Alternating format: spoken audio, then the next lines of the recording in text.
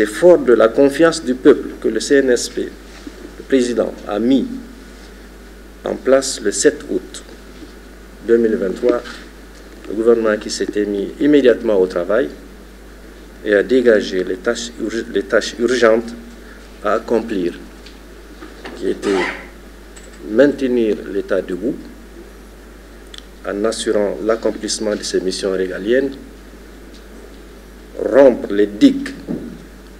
de l'encerclement dans lequel la CEDEAO, l'UEMOA et leurs commanditaires hors du continent africain voulaient contenir notre pays afin de l'abattre, nouer des relations internationales respectueuses de la souveraineté et de l'indépendance de notre pays, asseoir les bases d'un progrès socio-économique de notre pays en tirant les leçons de tous les agissements malveillants dont notre pays a été l'objet alors qu'il n'a agressé personne, ni entrepris quoi que ce soit contre qui que ce soit. Dans l'exécution de ce programme ainsi arrêté sous la conduite du chef de l'État, le général Tchani, le gouvernement a aussi tiré un enseignement très important qui doit être porté à la connaissance du peuple pour qu'il en soit fier. Nous avons en effet compris qu'un peuple digne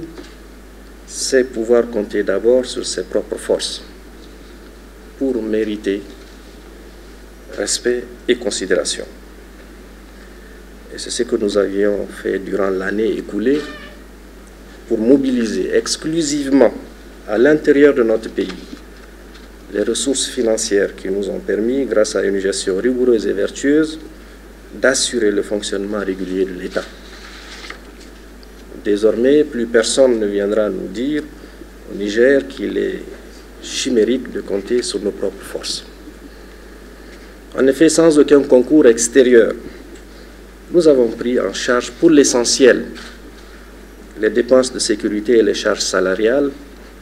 et autres allocations de l'ensemble de nos forces de défense et de sécurité,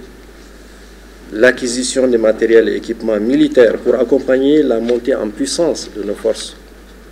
de défense et de sécurité, le paiement régulier des salaires des agents de l'État et des pensions, le paiement des bourses et allocations des élèves et des étudiants, l'approvisionnement de notre pays en produits de première nécessité, l'approvisionnement des formations sanitaires en produits pharmaceutiques, l'appui aux intrants agricoles, aux producteurs ruraux, le renforcement de nos capacités de production d'électricité, réduisant ainsi de manière substantielle notre dépendance énergétique. Voilà les efforts particuliers, les efforts fournis par le CNSP et le gouvernement qui pèsent pour assurer une bonne rentrée scolaire 2023-2024, le bon déroulement de l'année scolaire 2023-2024 et la tenue de tous les examens de fin d'année mérite, il est important de le dire, d'être souligné dans le contexte de l'embargo injustement imposé à notre pays.